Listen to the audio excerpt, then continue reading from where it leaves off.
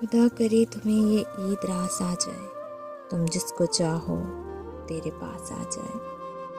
चांद की रोशनी सी है जिसकी आंखें, अदाएं खास रखता है वो। हर लिबास जचता है उस पर, हर रंग में कमाल लगता है वो। ईद का चांद तुमने देख लिया, चांद की ईद हो गई। खुदा आपको इस ईद के मुक़द्दस मौके पर तमाम खुशियाँ अता फरमाए और आपकी इबादतें कबूल अता फरमाए। आमीन सुम्मा आमीन। चांद के साथ कई दर्द पुराने निकले, कितने गम थे जो तेरे गम के बहाने निकले। चांद रात मुबारक हो।